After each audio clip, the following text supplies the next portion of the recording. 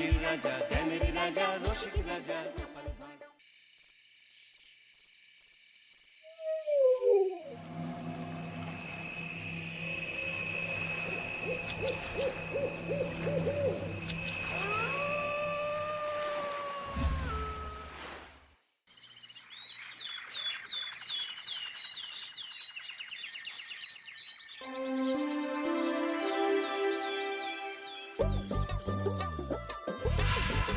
দূর দূর, হঠাৎ করে কেন যে এত চুল ঝরছে বুঝতেই পারছি না। কতদিন হয়ে গেল চুল ওঠা আর থামছেই না। না, এমন হতে থাকলে তো মাথায় টাক পড়ে যাবে। না না না, আজ রাজবৈদ্যের কাছে পরামর্শ নিতে হবে। কি ব্যাপার মহারাজ, আজ আপনাকে এমন চিন্তিত দেখাচ্ছে কেন? জীবনে বড় দুঃখ গোপাল, মন মেজাজ একদম ভালো নেই। সে কি, কি হয়েছে মহারাজ? গোপাল থাকতে দুঃখ কিসের? আর বলো না, মাথার চুলগুলো আজকাল ঝড়ে পড়া পাতার মতো পটপট করে ঝরে যাচ্ছে। আমি তো জানি কেন এমন হচ্ছে, কিন্তু এখনই মুখ খুললে চলবে না। আর একটু বেশি বিপদ বাড়লে তখন মাঠে নামবো। তাই বলুন। এ তো খুব ছোট ব্যাপার, চুল ঝরলে টাক পড়বে, আর সেটা পড়া কত ভালো জানেন? কথায় আছে, যত বড় টাক তত বেশি টাকা। তুমি চুপ করো তো বাপু। যদি টাক থাকলেই টাকা হতো, তাহলে তোমার টাকা কোথায়? যেটা বোঝো না সেটা নিয়ে কথা বলো না। তাই না তাই, মহারাজের ঝরছে চুল, চিন্তার ভাঁজ মাথায়। গোপাল যতই চেষ্টা করুক, চিড়ে ভিজবে না কথায়। উফ, তোমরা সকলে থামো তো দেখি। ও রাজবৈদ্য, তুমি এর কিছু উপায় বলো। আগে মহারাজ, অনেক সময় দেহে ওই লৌহের পরিমাণ কমে গেলে এমন চুল ঝরে। আপনি বরং পালং শাক, ওই কিশমিশ, কলা ও আরো কিছু ফল আমি বলে দিচ্ছি, সেগুলো বেশি করে খান। আচ্ছা আচ্ছা আচ্ছা, তবে তাই করে দেখি।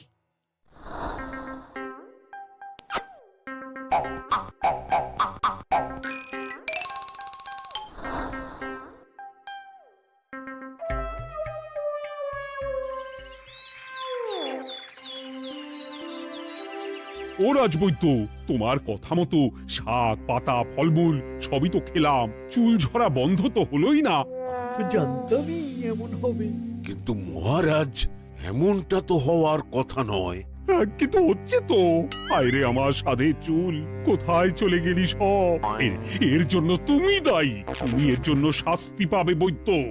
আমাকে আমাকে ক্ষমা করে দিন মহারাজ, এমনটা হবে এ তো আমি ভাবতেই পারিনি। কিছু মনে করবেন না মহারাজ, ছোট মুখে বড় কথা বলছি, কিন্তু সত্যি এখানে রাজবৈদ্যর কোনো দোষ নেই। ওকে শাস্তি দেওয়াটা ঠিক হবে না মহারাজ।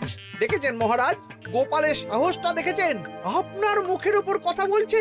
তা বলি, তুমি যখন এতই বোঝো, তাহলে নিজেই একটা আস্ত লোহা খেয়ে দেখো না, তোমার মাথায় চুল গজাচ্ছে কিনা। ঠিকই আছে, এসব মূর্খের মতো কথা কেবল আপনার থেকেই আশা করা যায় মন্ত্রী মশাই। মহারাজ, আপনি বিচক্ষণ মানুষ, আমার শুধু অনুরোধ, আরেকবার ভেবে দেখবেন। ঠিক আছে, রাজবৈদ্যকে আমি শাস্তি দেব না, কিন্তু সকলের জন্য আমার একটা ঘোষণা আছে। কি ঘোষণা? আমার এই কঠিন সমস্যা যে দূর করে দিতে পারবে, তাকে আমি বিশেষ পুরস্কারে ভূষিত করব। এই তো পেয়েছি, এই সুযোগ কোনোভাবেই হাতছাড়া করা চলবে না। এবারের সমস্যাটা সত্যি বেশ কঠিন। কি করলে যে মহারাজের চুল পড়া বন্ধ হবে সেই উপায় মাথাতেই আসছে না। হঠাৎ করে কেন যে এমন হলো কে জানে।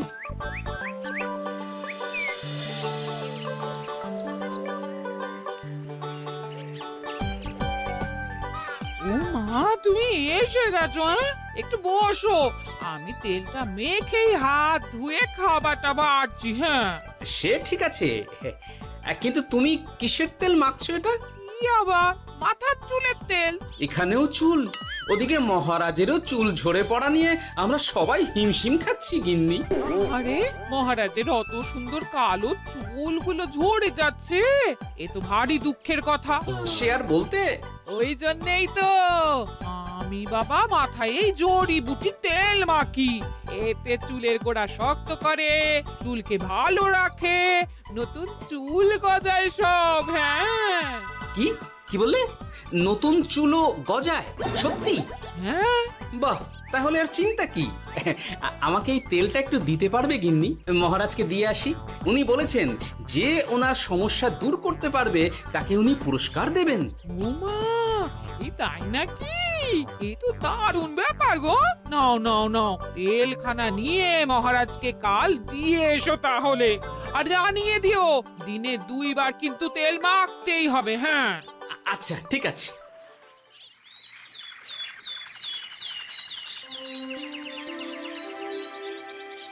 কোনো উপায় খুঁজে পেলে তোমরা? আগে মহারাজ, আমি আপনার জন্য নকল চুল বানিয়ে এনেছি। যতদিন আপনার চুল পড়া বন্ধ না হচ্ছে ততদিন আপনি এটা পরে ব্যবহার করতে পারেন। সে তো বুঝলাম, কিন্তু নকল চুল তো আর আসল চুলে জায়গা নিতে পারবে না বিজ্ঞানী। আসল চুলের কথা ভেবে আমি আপনার জন্য কেশুত্তে পাতা এনেছি মহারাজ।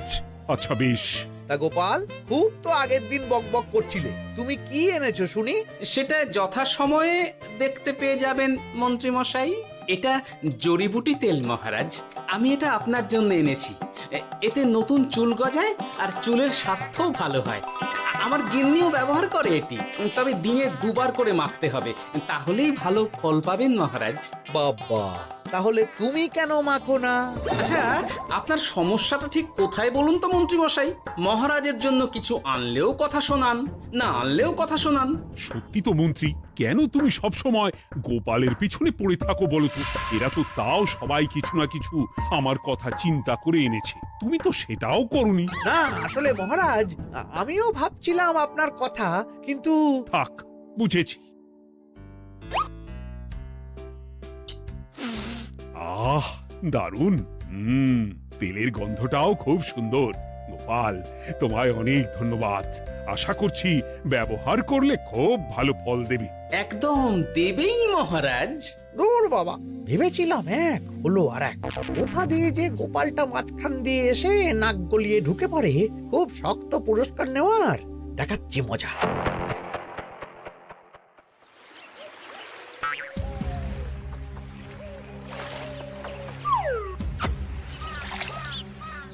এবারে গোপালের তেল দিয়েই সব কিছু তোলপাড় করব।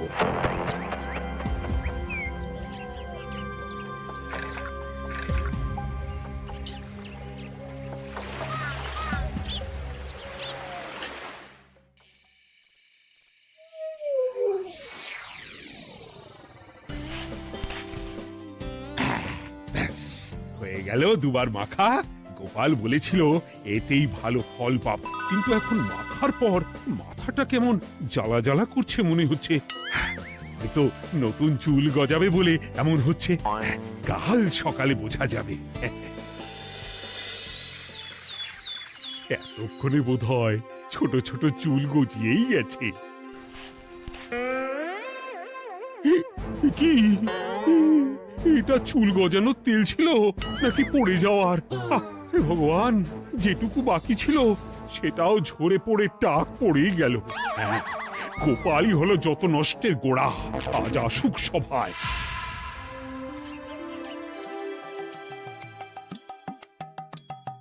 এই যে এখন এলেন উনি।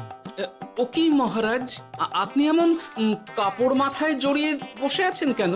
তুমি আর এমন প্রশ্ন জিজ্ঞাসা করো না গোপাল, তোমার দয়াতেই মহারাজের এমন অবস্থা। মানে? মানেটা আমি তোমায় দেখাচ্ছি, দাঁড়াও। এই যে গোপালের দেওয়া তেল মেখেই আমার এমন হয়েছে, আর তার জন্য আমি তোমাকে কোনোদিনও ক্ষমা করব না গোপাল। বিশ্বাস করুন মহারাজ, আমার গিন্নিও মাখে এই তেল, কিন্তু এমন কিছু তো এখনো পর্যন্ত ঘটেনি। আমি আর কিচ্ছু শুনতে চাই না। আমার মাথা ভর্তি চুল আমি ফেরত চাই। যতদিন না আমার মাথার সব চুল ফিরে আসছে ততদিন আমি তোমার মুখও দেখতে চাই না। মহারাজ, আপনার কোনো চিন্তা নেই, আমি তো আছি। এবার এই সমস্যার একটা সমাধান আমি করেই ছাড়বো। কি ব্যাপার, মন্ত্রী মশাই এত লাফাচ্ছে কেন? এসবের পেছনে আবার ওনার হাত নেই তো? না, ব্যাপারটা পরে দেখতে হচ্ছে।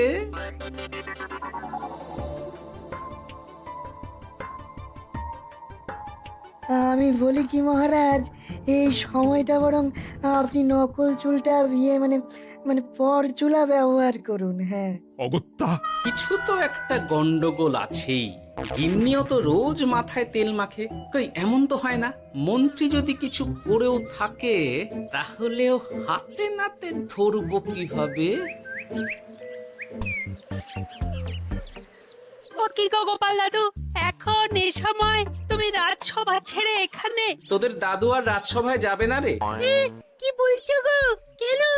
আর কেন, বিনা দোষে এমন শাস্তি। তোমায় শাস্তি দিয়েছে, তুমি শুধু বলো কে তোমার সাথে কি করেছে, বাকিটা আমরা বুঝে নিচ্ছি। আচ্ছা, আর বলছি কৃষ্ণনগরের মন্ত্রী মশাইয়ের বাড়িটা কোন দিকে একটু বলতে পারবেন? কৃষ্ণনগরে নতুন নাকি? আগে তো আপনাকে কখনো দেখেছি বলে মনে পড়ছে না। হ্যাঁ, আমি এখানে থাকি না, আমি এখানে আমার কাজে এসেছি, তাই মন্ত্রী মশাইয়ের বাড়ির ঠিকানাটা যদি একটু বলে দেন। নিশ্চয়ই, এ পথ দিয়ে সোজা চলে যান, তারপর কিছুটা ডান দিকে গেলেই পেয়ে যাবেন। আচ্ছা, অনেক ধন্যবাদ। ভিন গাঁয়ের লোক মন্ত্রী মশাইয়ের বাড়িতে? ব্যাপারটা বেশ সন্দেহজনক লাগছে। এই এই গুলটে ন্যাপলা, তোরা তোরা দুজন একটু আড়াল থেকে দেখতো লোকটা মন্ত্রী মশাইয়ের বাড়িতে ঠিক কি জন্য এসেছে, তারপর আমায় খবর দিস। ঠিক আছে গোপাল দাদু। তোমার আবার এখানে আসার কি দরকার ছিল? আমি তো বলেছি যে আমি ঠিক গিয়ে তোমার পাওনা গন্ডা মিটিয়ে দেবো। মিটিয়ে দেবে? কতদিন হয়ে গেছে জানেন? দেখো, হয় আমার কীটনাশক আর সার সব ফিরিয়ে দিন, নয়তো আমার জিনিসের দাম মিটিয়ে দিন। কীটনাশক, সার আর কি করে ফেরত দেবো বলো? ও তো সব পুকুরের জলে মিশে গেছে। ওসব আমি জানি না, আমার পাওনা গন্ডা মিটিয়ে দিন, ব্যাস। চল চল, এখনই তাহলে গোপাল দাদুকে গিয়ে সব জানাই। হ্যাঁ, চল চল। দাদু, ও গোপাল দাদু। তোরা এসে গেছিস? আয় আয় আয় আয় আয়। মন্ত্রী মশাইয়ের মুখ থেকে অনেক খবর পেলাম। তাই নাকি? কি শুনি? মন্ত্রী মশাই ওই লোকটার কাছ থেকে অনেক কীটনাশক সার নিয়েছে, কিন্তু এখনো জিনিসের দাম মেটায়নি। হ্যাঁ, ওই জন্যই তো মন্ত্রী মশাইয়ের উপর লোকটা খুব লেগেছিল, হুমকিও দিয়েছে 1 সপ্তাহের মধ্যে জিনিসের দাম সব মিটিয়ে দিতে হবে। তাই নাকি? কিন্তু কীটনাশক সার নিয়ে মন্ত্রী মশাই কি করবে? সেটা তো বলতে পারবো না দাদু। তবে হ্যাঁ, মন্ত্রী মশাই ওই লোকটাকে বলছিল যে ওই সব কীটনাশক সার পুকুরের জলে মিশে গেছে। কি বললি? পুকুরের জলে? আচ্ছা, এবার দুয়ে দুয়ে 4 করা গেল। অনেক ধন্যবাদ রে তোদের। বল বল, তোরা কি খাবি? কিচ্ছু লাগবে না গোপাল দাদু, তবে ভোলা বয়ের আর মিষ্টি খাওয়ালে। আচ্ছা আচ্ছা। কি করে যে মহারাজকে আসল ব্যাপারটা বোঝাই, কিছু তো একটা উপায় বের করতেই হবে। তা বলি বাবা, রাজসভায় যেতে হবে না বলে কি সারাদিন এইভাবেই শয়নে শয়নে দিন কাটাবেন বাবা? হ্যাঁ, উপায় পেয়ে গেছি। বুঝলে গিন্নি, আমাকে একটা জায়গায় যেতে হবে, বুঝলে? তারপর ওখানে যদি কাজ হয় তাহলে আগামীকাল রাজসভায় আমি যাব। কিন্তু তুমি যে বলেছিলে তোমার এখন ছুটি। হ্যাঁ, কি আর করি বলো, গুরুত্বপূর্ণ একটা কাজ, তাই যেতেই হবে। আচ্ছা যাও। ওই গো বিজ্ঞানী, আরে গোপাল যে, বলো। এই এই যে বিজ্ঞানী, একটা বিশেষ দরকারে তোমার কাছে এলাম, বুঝলে? হ্যাঁ, বলোই না। আচ্ছা, এই দূষিত জলকে কিভাবে আবার পরিশুদ্ধ করে বলতে পারবে? কেন পারবো না? জলের মধ্যে একটু চুন আর ফটকিরি দিয়ে দিলেই জল আবার দূষণমুক্ত হয়ে যাবে। তবে ওগুলো দেওয়ার পর কিছুদিন সেই জলকে ব্যবহার করা বন্ধ রাখতে হয়। হ্যাঁ। আচ্ছা আচ্ছা, অনেক ধন্যবাদ, আসি তাহলে। হ্যাঁ,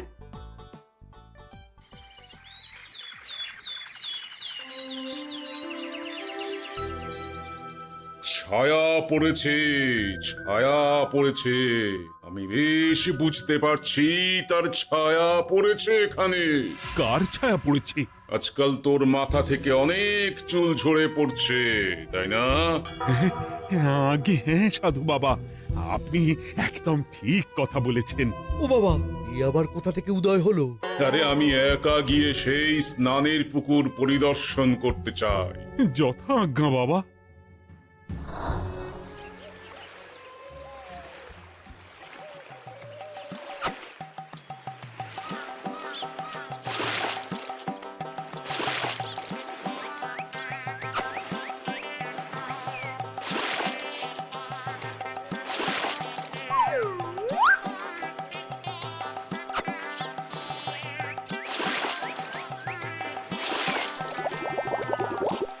যাক বাবা, মোটামুটি সপ্তাহখানেক এভাবে থাকলেই পুকুরের জল আবার আগের মতো পরিষ্কার হয়ে যাবে। এবার শুধু মহারাজকে একটু বুঝিয়ে বললেই হয়ে যাবে।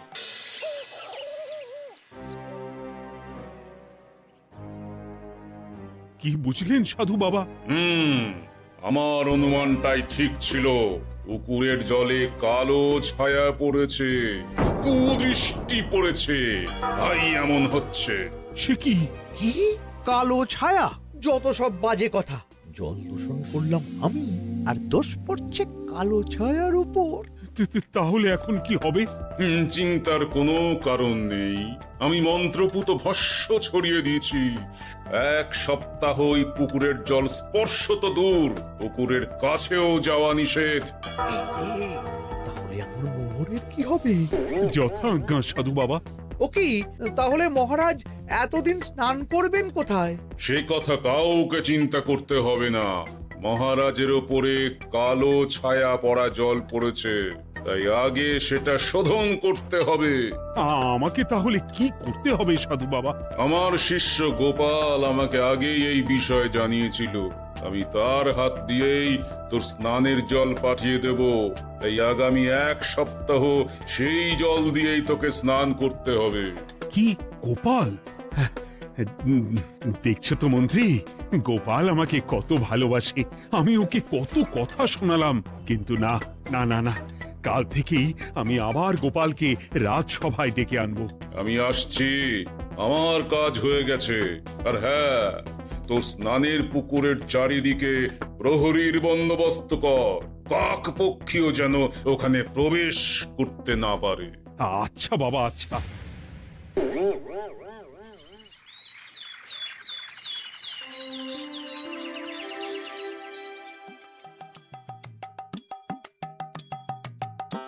গোপাল, তোমাকে আবার এখানে দেখতে পেয়ে আমার খুব ভালো লাগছে। তোমার গুরুদেব গতকাল এসেছিলেন, কিছু মনে করো না। না বুঝেই তোমাকে অনেক কথা শুনিয়েছি। না মহারাজ, আমি জানি আপনি আমাকে খুব ভালোবাসেন, তাই আমি কিছু মনে করিনি মহারাজ। এই নিন, আমি আপনার স্নানের জল এনেছি। হ্যাঁ হ্যাঁ হ্যাঁ, দাও দাও দাও।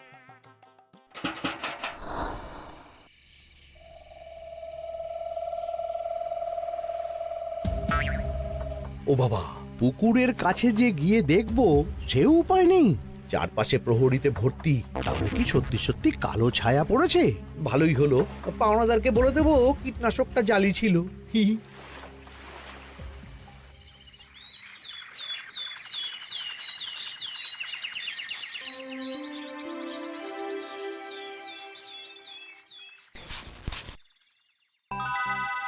এই তো আমার সেই পুরনো কালো চুলগুলো আবার ফিরে এসেছে।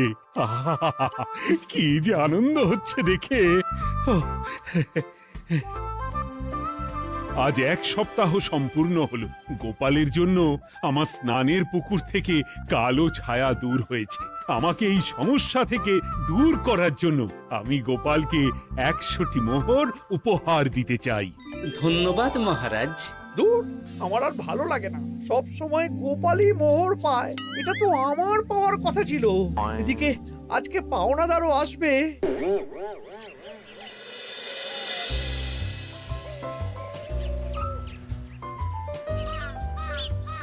গোপাল দাদু, ওই লোকটা এসে গেছে। আচ্ছা, আসছি। এটা তো মন্ত্রীর বাড়ির দিকে রাস্তা। আমরা তাহলে ওদিকে কেন যাচ্ছি গোপাল? আপনার পুকুরের আসল রহস্যটা কি সেটা আপনি জানবেন না মহারাজ? মানে নিজের চোখেই দেখুন, তাহলে বুঝতে পারবেন। আর একটু সময় দাও আমায় ভাই, এমনিতেও তোমার কীটনাশক কোনো কাজের নয়। কি এখন এসব কথা? আর একদিনও সময় দিতে পারছি না। একটু বোঝো, একটু। সব আমি মহারাজের পুকুরের জলে মিশিয়ে দিয়েছি। মন্ত্রী, তুমি তাহলে সেই কালো ছায়া? মহারাজ, আপনার পর্দা ফাঁস হয়ে গেছে মন্ত্রী মশাই। তুমি তাহলে সবটা জানতে? একদম প্রথম থেকে। রে, খুব জোর ফেঁসেছি। এদিকে পাওনা আর ওদিকে মহারাজ, এইখান থেকে কেটে পড়তে হবে। ই! গন্ডগোল করে আবার পালানো হচ্ছে কবে রে? বলো, কেন করেছিলে? মহারাজ, আমি ভেবেছিলাম আপনার সব চুল উঠে গেলে আমি আপনার কাছ থেকে চুল গজানোর ওষুধ দেওয়ার নামে অনেক টাকা লুটবো। কিন্তু সেই ভাবনা ভাবনাই থেকে গেল, সেগুড়ে যে বালি হয়ে গেল। ভাবা যায় চুলের জন্য চুলোচুলি, হ্যাঁ?